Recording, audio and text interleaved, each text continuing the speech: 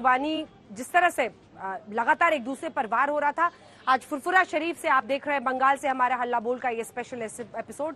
सभी खास मेहमान हमारे साथ बने हुए। रिजू दत्ता, आप जवाब देना चाह रहे थे, आप जवाब दीजिए। सवाल ये है कि देखिए, आज अगर बंगाल के सामने ज्यादा विकल्प हैं तो ये इसलिए हो रहा है कि क्योंकि बंगाल को लेकर जिस तरह की उम्मीदें आपकी सरकार से थी, क्या वो पूरी हो पाई है, नहीं हो पाई है?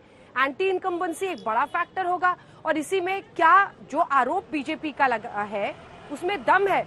वो कहती है चोट को लेकर सहानुभूति हासिल करने की कोशिश कर रही है ममता बनर्जी। रिजू, अगर आप मेरे सवाल को समझे, मैं जो आपको बता रही हूँ, मैं कह रही हूँ बहुत सारे मैं समझ गया। ममता जी के लिए एक 10 साल की एंटी इनकम्बेंसी भी है, बीजेपी कह रही है वो सहानुभूति वोट ले रही है। देखिए, मैं आपको एक चीज एकदम स्पष्ट तरीके से बोलना चाहता हूं अंजना जी, ममता बनर्जी का बंगाल में कोई विकल्प नहीं है।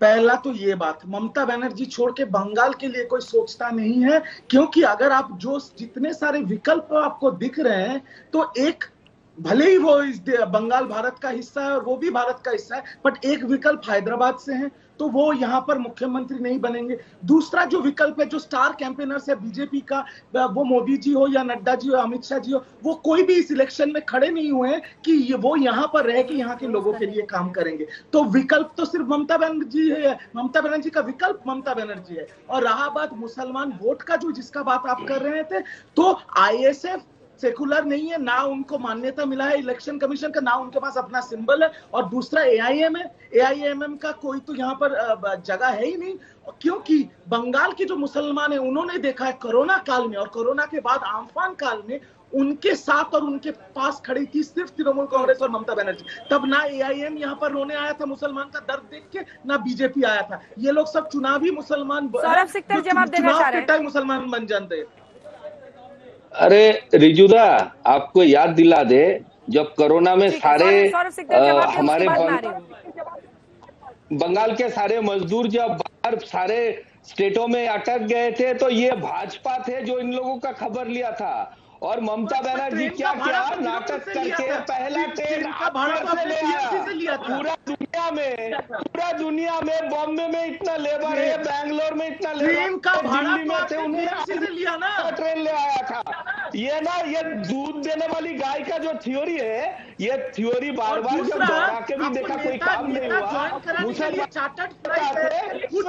कुछ जर्नलिस्ट को भी घुमाने के लिए चार्टर्ड फ्लाइट है, और गरीब मजदूरों के लिए आपके पास ट्रेन भी नहीं है सौरभ दा, जबकि रेलवे तो आपका ही सरकार का अंश है ना, सेंट्रल गवर्नमेंट का है।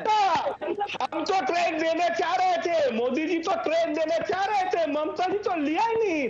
सबसे बाद में दीदी तो पैसा दे के लेके आए, तो आप पैसा नहीं लेते। अगर आपका दिल इतना दरिया दिल है तो आप पैसा नहीं लेते नहीं, तो रेलवेज ने TMC से पैसा क्यों लिया ट्रेन देने के लिए? तो आपका इतना बड़ा दिल है तो पैसा नहीं लेते। लिया दादा, वेस्ट बंगाल गवर्नमेंट से लिया, सारा गवर्नमेंट ने दिया। इसका मतलब वेस्ट बंगाल गवर्नमेंट और TMC एक ही है। हम लोग जो बोलते हैं कि वेस्ट बंगाल गवर्नमेंट TMC सरकार के अधीन में, ये पार्टी ऑफिस से सरकार क्या बोल रहे हैं, बोल दिया, क्या बोल दिया। आज यूपी गवर्नमेंट बीजेपी के अंदर में है ना, आपने बोला है ना TMC से पैसा क्यों लिया है? अंदर में तो TMC वेस्ट बंगाल गवर्नमेंट सरकार के ट्रेन तो स्टेट गवर्नमेंट तो रूल के मुताबिक पैसा मांगा गया था। तो रूल के मुताबिक वारिस पठान जी, रिजू दत्ता कह रहे हैं आप लोग चुनावी मुसलमान हैं। एक सेकंड, वो कह रहे हैं आप लोग चुनावी मुस्लिम हैं, सिर्फ चुनावों के वक्त पे आपको अपना धर्म याद आता है, आप वहां पर पहुंचे हैं। ममता बनर्जी को किसी की सहानुभूति की जरूरत नहीं है, लोग उनके साथ है, और वो जानती हैं कि वहां के लोग, यहाँ के लोग जानते हैं कि ममता दी ही उनके साथ खड़ी रहेगी हमेशा। यही तो इनकी गलतफहमी है अंजना जी, यही तो इनकी गलतफहमी है अंजना जी। ये बीजेपी और ये ममता दीदी TMC दोनों एक ही सिक्के के दो पहलू है। ये इनका जो घमंड है कि हम ही विकल्प है, कोई हमको हरा नहीं सकता, यही इनको लेकर डूबता है दोनों को। लेकिन हम विकल्प के तौर पे आ रहे हैं, और जो ये बोलते हैं ना कि हमारे साथ सिर्फ मुस्लिम ही है, ये गलत है। मैं इनको उदाहरण देना चाहता हूं कि हमारे पास गुजरात में अभी रिसेंटली आपने देखा, हमारे पास 24 लोग जीते, जिसमें हमारे 5 हिंदू भाई बहन भी जीते। क्यों हमको वेस्ट बंगाल का हिंदू भाई हमारे को वोट नहीं देगा, क्यों ब्राह्मण हमको वोट नहीं देंगे, क्यों आदिवासी दलित हमको वोट नहीं देंगे। सब वोट देंगे, सब विकास चाहते हैं। लोगों ने देख लिया इनका ओरिजिनलिटी क्या है।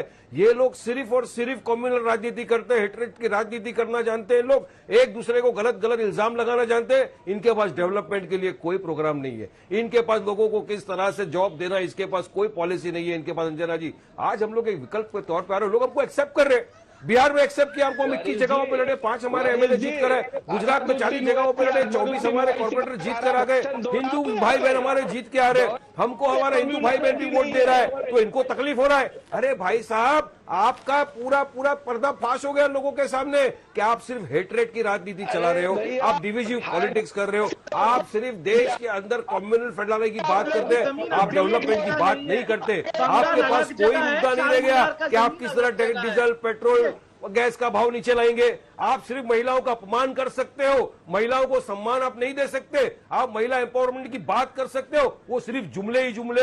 हमने महिलाओं को देखा है अंजना जी, कल पुलिस की लाठियां खाते हुए बिहार असेंबली के बाद हमने देखा है, पूरे विजुअल्स आप तमाम के सामने। तो क्या यही महिलाओं का सम्मान रह गया? आज अगर पुलिस हमारे एमएलए को जूते मार रही है तो हमारा देश तो बदल रहा है अंजना जी। आज एमएलए को पुलिस जूते मार रही है, लोक प्रतिनिधियों को पुलिस जूते मार रही है, कल लोगों को भी मारेगी। लोगों ने जिनको जिताकर असेंबली में भेजा